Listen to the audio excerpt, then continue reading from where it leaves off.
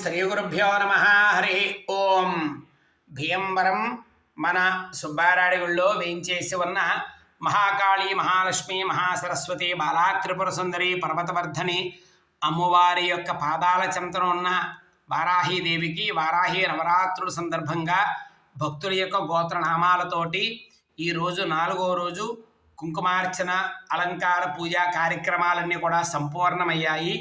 ఈ రోజున అమ్మవారి యొక్క స్వరూపము లఘు వారాహీదేవి, అంటే ఉన్మత్త భైరవి యొక్క అలంకారం.